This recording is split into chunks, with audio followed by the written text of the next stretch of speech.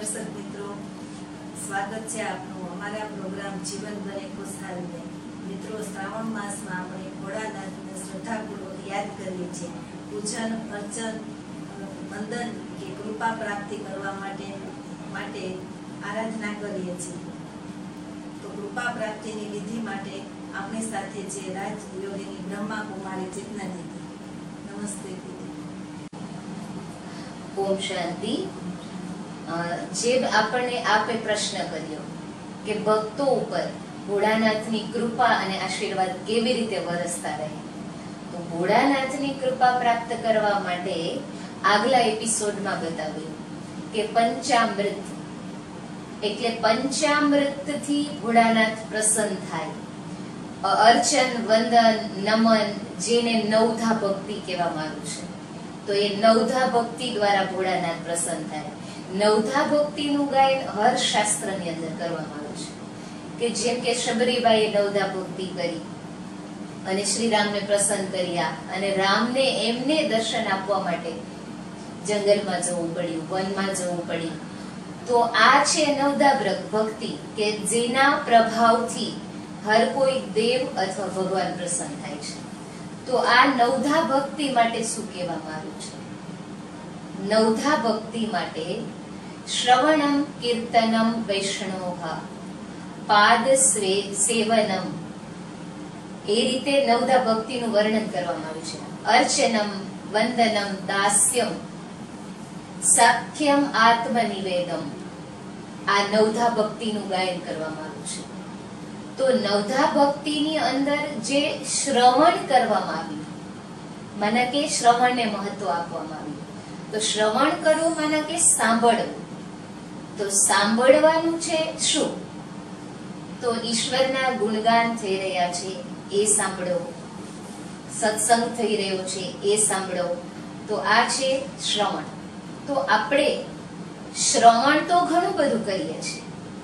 जीवननी अंदर ज्यांथी पण आपणे ज्ञान प्राप्त थाय छे तो ए ज्ञानने आपणे कानो द्वारा श्रवण करी लईए छीए, परंतु ग्रहण नहीं करता। श्रवण करवू अने ग्रहण करवू शब्द में प्रास मिलन छे, परंतु मात्र श्रवण करवाथी आपणे ज्ञानी नहीं बनी जता। ए श्रवण करेलू आपणे थोड़ू आचरण में लाववू पड़शे, माने ग्रहण करवू पड़शे। तो सांभळेलू ज्यारे आपणा जीवन में ग्रहण थशे तो ये श्रवण करेलू सार्थक कहेवाशे। तो श्रवण कर्युं के कीर्तन कर्युं। कीर्तन कर्युं एटले आपणे शुं करीए छीए? भगवानना गुणगान गाઈએ છીએ કે ગીત ગાઈએ છીએ, ભજન ગાઈએ છીએ, ધૂન ગાઈએ છીએ। તો કીર્તન કરીએ છીએ, પણ કીર્તનના જે શબ્દો છે એ વર્તનમાં નથી આવતા। तो कीर्तन अने वर्तन शब्द पण प्रास मिलन थाय छे। तो अहींया भगवान शुं कहेवा मांगे छे के नवधा भक्ति एटले मात्र एना जे शब्द छे के श्रवण करो, कीर्तन करो के पाद सेवन करो, मात्र ए नवधा भक्ति थी भोळानाथ प्रसन्न थईने कृपा वरसावी दे नहीं, परंतु ए एक एक शब्द छे एने आचरण में लाववा माटे भगवाने नवधा भक्ति नु वर्णन कर्युं छे। तो मात्र कीर्तन नहीं करवानुं। कीर्तन अने श्रवण माटे तो एम कहेवामां आव्युं छे के पोथी पढ़ पढ़ कर जग मुवा, पंडित भयो न कोई, ढाई अक्षर प्रेम का पढ़े सो पंडित होय। तो पोथीओ वांची वांचीने तो आखुं जगत जेने कह્યું जग मुओ, पण पंडित એટલે કે આચરણમાં લાવનાર, પંડમાં ઉતારનાર, માના પંડિત પોતાની અંદર ઉતારનાર એ કોઈ ન બની શકે। તો ભોળાનાથની કૃપા આપણા ઉપર પ્રાપ્ત થાય અને આપણા ઉપર વરસતી રહે એના માટે માત્ર નવધા ભક્તિના શબ્દ નથી પકડવાના કે ભગવાને કહ્યું છે શ્રવણ કરો એટલે સાંભળી લીધું, कीर्तन करो एटले गायन करी लीधुं, पाद सेवन करो एटले भगवानना चरणों में झूकी लीधुं, કે ચરણ રજ સ્વીકાર કરી લીધી, નહીં. ભગવાન એમ કે છે એ એક એક શબ્દ છે એને સમજીને આચરણમાં લાવો. અર્જન કરો, માના કે જીવનની અંદર અર્જન કરો, કંઈક પ્રાપ્ત કરો, સદગુણોની જીવનની અંદર પ્રાપ્તિ કરો. એટલે આ નવધા ભક્તિ છે. માત્ર વંદન કરો નહીં, જીવનને નંદન બનાવો. જીવન આપણું જો નંદન વન સમાન બની જાય એટલે કે ગુણોના પુષ્પ ખીલી જાય. જેમ નંદન વન એટલે કે જ્યાં ફૂલોની સુગંધ ફેલાયેલી રહેતી હોય, તો આપણે જીવનને જ નંદન વન બનાવી દઈએ કે સદગુણોની સુગંધ સદાને માટે ફેલાતી રહે. તો આ છે નવધા ભક્તિ. દાસ્ય ભક્તિ એટલે કે ભગવાન એમ નથી કહેતા કે તમે મારા દાસ બની જાઓ. ભગવાન એમ કહે છે કે જીવનની અંદર જે ઉદાસી છે ને, એ ઉદાસીના દાસ નહીં બનો. ભગવાન એમ કે છે કે ઉદાસીને જીવનમાંથી વિદાય આપી દો અને મારા જમણા હાથ બની જાઓ. દાસ ભગવાને એવું નથી કહ્યું કે તમે મારા સેવક બની જાઓ. ભગવાન ખુદ એમ કે છે કે હું તમારો સેવક છું, ઓબીડિયન્ટ સર્વન્ટ છું. સખા બનાવો તો એના માટે ગાયન કરેલું છે કે સુદામાએ શ્રી કૃષ્ણ ને મિત્ર બનાવ્યા, પછી અર્જુને શ્રી કૃષ્ણને મિત્ર બનાવ્યા. અહીંયા ભગવાનનો કહેવાનો ભાવ શું છે કે ભોળાનાથને પ્રસન્ન કરવા માટે, એમના આશીર્વાદ પ્રાપ્ત કરવા માટે ભગવાન કહે છે કે આ એક તમને માધ્યમ આપ્યું કે રોજિંદા જીવનની અંદર આપણે આખા દિવસ દરમિયાન કોને યાદ કરતા હોઈએ છીએ? ભગવાનને. પહેલા આપણે જીવનમાં કોને યાદ કરતા હોઈએ છીએ આખો દિવસ દરમિયાન? આપણા શરીરના સંબંધીઓને. માના આપણા મમ્મી છે, આપણા પિતાશ્રી છે, આપણા ભાઈ છે, આપણા બહેન છે, આ બધાને આપણે આખા દિવસ દરમિયાન યાદ કરતા હોઈએ છીએ. તો અહીંયા ભગવાન શું કહે છે?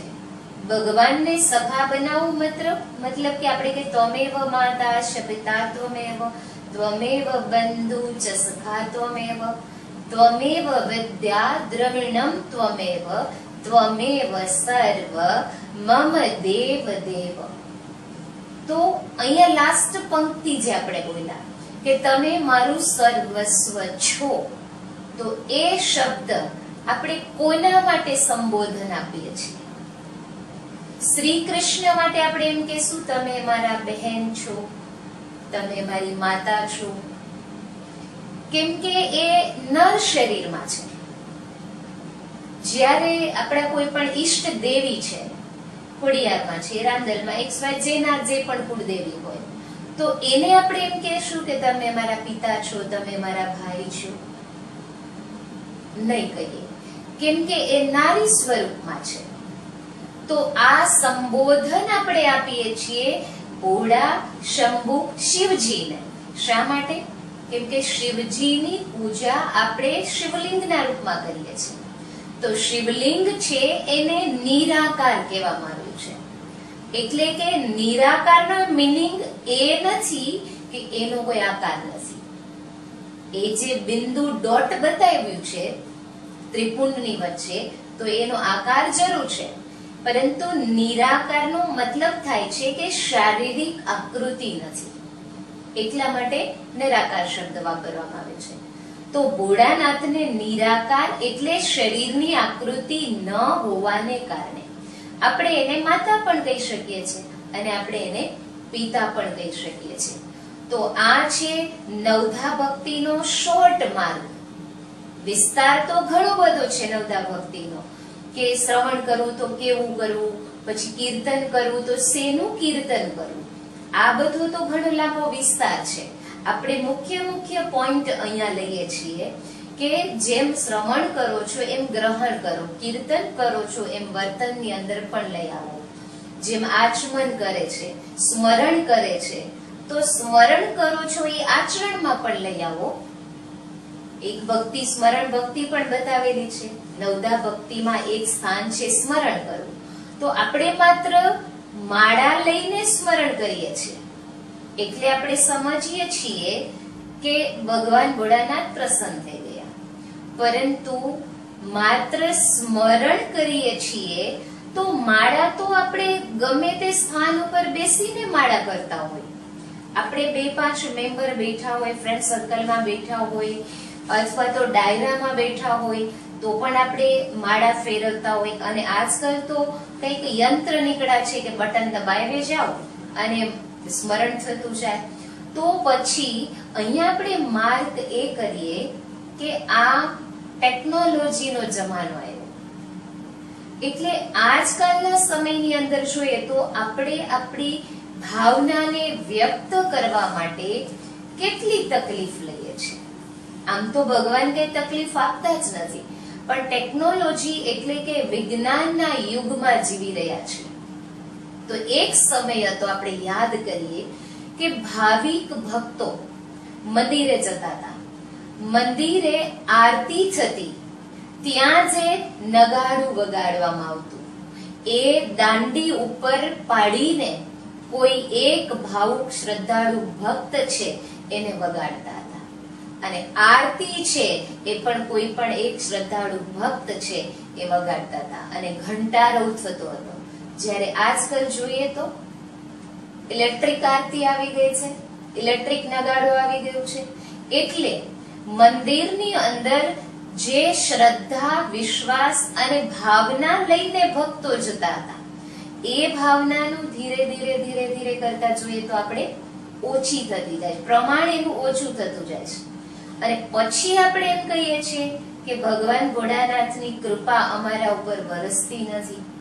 તો પછી આપણે જેવું આપીએ, આ તો એક ન્યુટ્રનનો નિયમ છે. સાયન્સ કહે છે કે ન્યુટ્રનનો નિયમ છે કે આપણે જેવું આપશું એવું આપણને મળશે. કેમ કે આપણે મોટા હોલની અંદર, ગુંબજની અંદર તાળીઓ વગાડીએ અથવા આપણે કંઈ બોલીએ તો આપણને પડઘા સંભળાશે. આપણે બોલેલા, ઉચ્ચારણ કરેલા શબ્દ આપણને રિટર્ન આવશે. તો આપણે જેવું આપીએ છીએ એવું આપણને મળશે. આપણે દિવાલમાં બોલ અથડાવીએ તો જેટલા તાકાતથી આપણે બોલને અથડાવશું, સેમ એ જ તાકાતથી બોલ રિટર્ન આપણી પાસે આવશે. તો એમ આપણે જેટલી શ્રદ્ધા, વિશ્વાસ અને ભાવનાથી ભગવાનને યાદ કરશું એટલું જ ભાવનાનો ભાડો ભગવાન તરફથી આપણને રિટર્ન પ્રાપ્ત થશે. તો આજકાલ આપણે જોઈ રહ્યા છીએ કે મંદિરનું મહત્વ રહ્યું છે, પણ કેટલા પૂરતું રહ્યું છે? માત્ર વ્રત છે, કોઈ વિશેષ દિવસ છે એટલા પૂરતું, અથવા નેમીનાથ બની ગયા છે. નિયમ પ્રમાણ આપણે જઈએ છીએ કે આ શ્રાવણ મહિનો છે એટલે 1 મહિનો આપણે નિયમ લીધો છે, એટલે દરરોજ મંદિરે જઈને શિવજીને લોટી ચડાવી દેવાની. જે કઈ નિયમો લીધા છે, સામગ્રી અપનાવેલી છે એ જઈને પૂર્ણ કરી દેવાની. આ એક નેમીનાથી બની ગયા. તો પછી આપણે નિયમ પ્રમાણે ભગવાનને યાદ કરીએ અને ભગવાન પાસે જઈએ તો પછી આપણને રિટર્નમાં કેટલું મળશે? ભગવાન પાસે પણ કંઈક નિયમ તો હશે ને? કેમ કે જે ભક્તો ઓરિજિનલ સાચી શ્રદ્ધા લઈને જાય છે, જે પોતાની દિલની ભાવના લઈને જાય છે, તો ભોળાનાથ પહેલા કોની ભાવના પૂરી કરશે? મતલબ કે જે વિશેષ શ્રદ્ધા અને સાચા દિલની ભાવનાથી મંદિરે જઈ રહ્યા છે, નિયમ પૂરતા જઈ રહ્યા છે, પહેલા એને મહત્વ નહીં મળે. જે શ્રદ્ધાથી રેગ્યુલર રૂટીનમાં પોતાના જીવનમાં સ્થાન આપ્યું છે તો પહેલા એને ભાવનાનું ભાડું મળશે. એટલે માત્ર ભોળાનાથને સામગ્રી અર્પણ કરી દઈએ એટલે ભોળાનાથની કૃપા આપણા પર વરસતી રહે, એ તો આપણે માનીએ છીએ અને આપણે આપણા મનને મનાવીએ છીએ, સંતોષ આપીએ છીએ કે ભોળાનાથ છે આટલું આટલું ધરાવી દઈએ એટલે ભોળાનાથ તો ભોળાદેવ છે અને એ જલ્દીથી પ્રસન્ન થઈ જશે. એટલે આપણે એને ફળ ફળાહાર જે કઈ કરીએ છીએ આગલા એપિસોડમાં બતાવ્યા પ્રમાણે ફૂલ અર્પણ કરીએ, ચંદન અર્પણ કરીએ કે પંચામૃત ધરીએ, જે કાંઈ ધરીએ, પણ એ બધાનું રહસ્ય શું છે એ આપણે આગલા એપિસોડમાં જાણ્યું. પરંતુ પંચામૃતની અંદર જે 5 અમૃત બતાવીએ, 5 વસ્તુ બતાવી, અમૃત બન્યું કેવી રીતે, તો શું બતાવ્યું? દહીં બતાવ્યું, સાકર બતાવી, ઘી બતાવ્યું, દૂધ બતાવ્યું અને મધ બતાવ્યું. આ 5નું મિલન થયું એટલે પંચામૃત. 5નું મિલન થયું, ત્યારબાદ એનું નામ ચેન્જ થયું. ત્યાં સુધી સિંગલ નામ હતા. દહીં બન્યું કેવી રીતે, તો આપણે શું કરીએ છીએ? દૂધ અને છાશ આ બંનેનું મિશ્રણ કરીએ છીએ, ત્યારે દહીં બને છે. અને એ દહીંને પેલી 4 વસ્તુમાં આપણે મિક્સ કરીએ છીએ, ત્યારે પંચામૃત તૈયાર થાય છે. તો આ પંચામૃતથી હર કોઈ દેવ પ્રસન્ન થાય, આપણી એવી શ્રદ્ધા અને ભાવના છે. એટલે સત્યનારાયણની કથામાં પણ પંચામૃતને ચરણામૃત તરીકે ધરવામાં આવે છે, સ્વીકાર કરાવવામાં આવે છે. તો માનવનું જીવન અમૃત સમાન બને. માત્ર આ પંચામૃત ધરી દઈએ એટલે ભોળાનાથ પ્રસન્ન થાય અને ભોળાનાથ આપણને વરદાન આપી દે. એ વરદાન માત્ર કદાચ આપી દીધું હશે ભગવાને તો આ એક જન્મ પૂરતું રહેશે, પણ જન્મ જન્માંતર આપણું જીવન જ અમૃત બની જાય તો એના માટે શેની જરૂર પડે છે? તો જીવનને અમૃત બનાવવા માટે, એટલે કે સુખમય બનાવવા માટે, ખુશહાલ બનાવવા માટે, આનંદમય બનાવવા માટે, કે જે નિજાનંદ સદાને માટે બનેલો રહે, તો એના માટે જીવન અમૃત બને તો જીવનમાં પણ 5 વસ્તુનું મિશ્રણ જરૂરી છે. તો એ 5 વસ્તુ કઈ કે જેનું મિલન થાય એટલે માનવ જીવન અમૃત સમાન બની જાય. અને એ માનવ છે એ નામથી જીવનમાં અમર બની જાય. ભલે શરીરથી નાશ પામ્યા હોય, શરીર નાશવંત છે, પરંતુ જો માનવ જીવનની અંદર આ 5 વસ્તુનું મિલન થઈ જાય તો માનવ જીવન અમૃતમય બને અને માનવ અમરત્વ પ્રાપ્ત કરે. જેમ બતાવ્યું કે અમૃત માટે યુદ્ધ શા માટે થયું અસુરો અને દેવતાઓનું? કેમ કે અમૃતનો ગુણ એ છે કે જે અમૃત પીવે એ અમર બની જાય. અને એટલા માટે જ બતાવ્યું કે રાહુએ અમૃત દેવતા સ્વરૂપ લઈને ગ્રહણ કર્યું, એક બુંદ ગળાની નીચે જતી રહી અને વિષ્ણુજીને ખ્યાલ આવી ગયો તો સુદર્શન ચક્રથી ગળું કાપ્યું એટલે બંને અમર બની ગયા.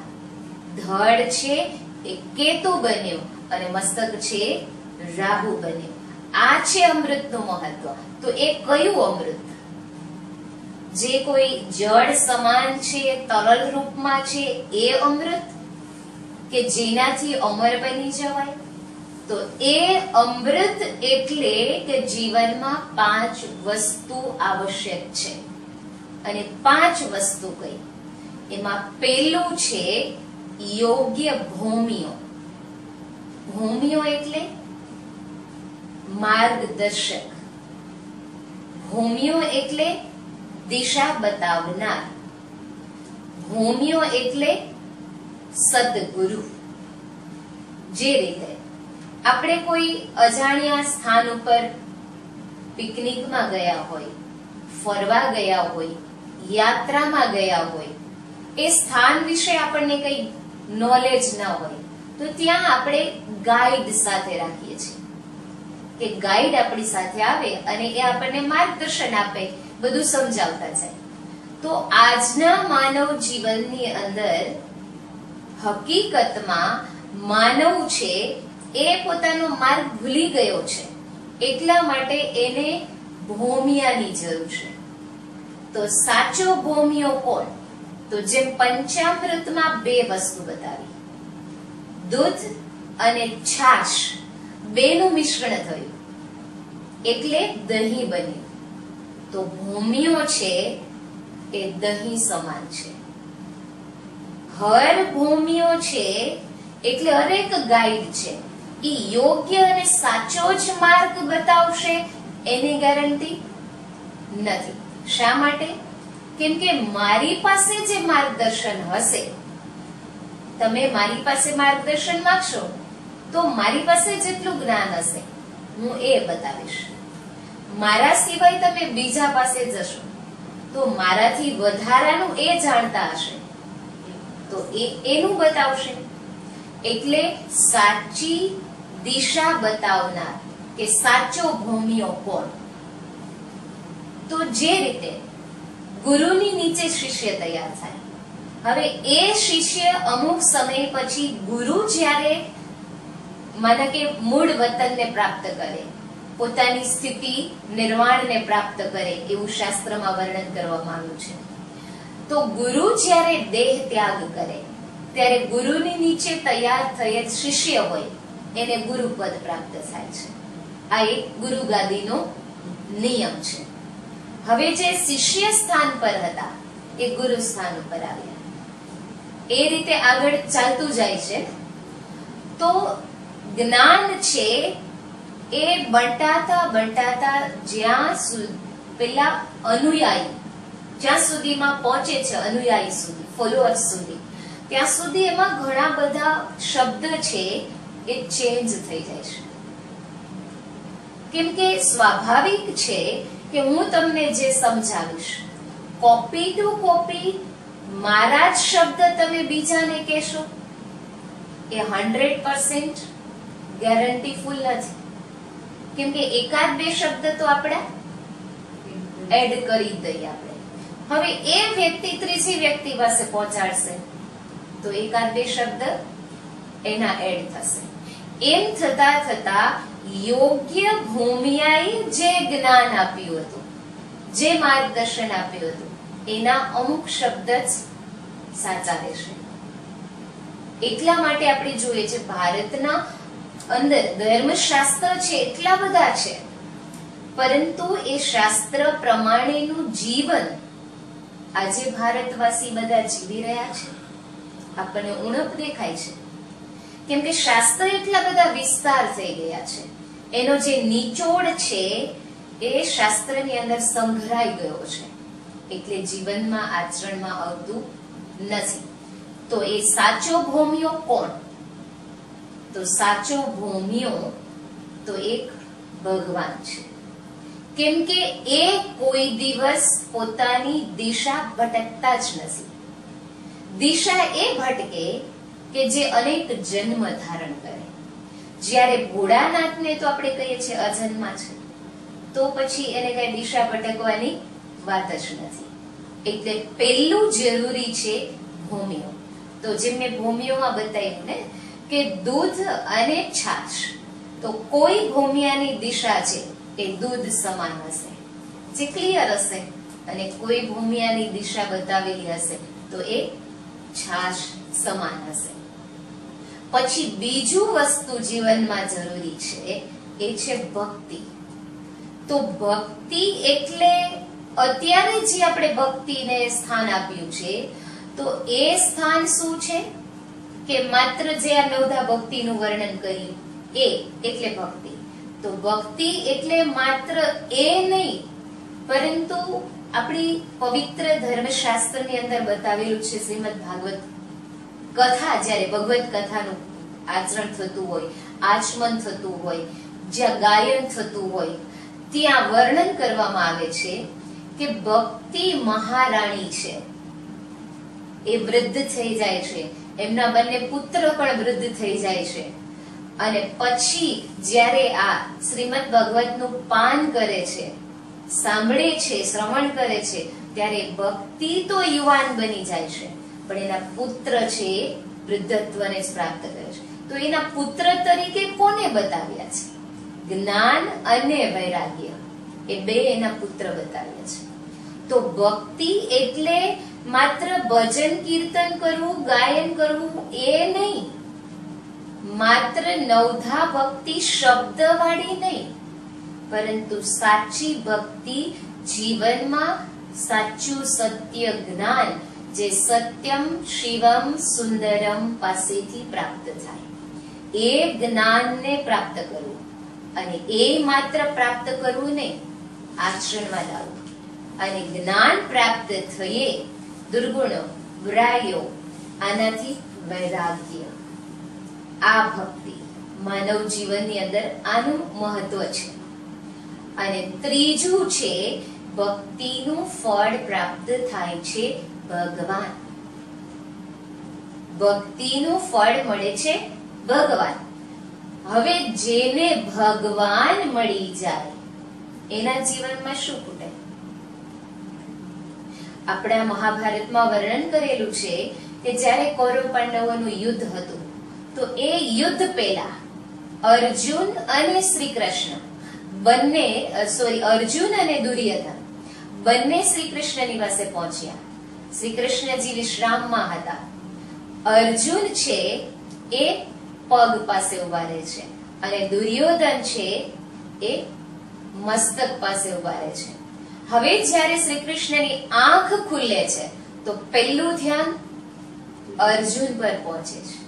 કેમ કે સ્વાભાવિક આપણે સુતા હોય જાગીએ તો પહેલા આપણે સામે જોઈએ છે, પણ પહેલા આવેલ દુર્યોધન હતો એવું બતાવેલું છે. તો શ્રી કૃષ્ણની સામે પહેલા અર્જુન દેખાય છે, એટલે એ શું કહે છે કે અર્જુનને પહેલા કહે છે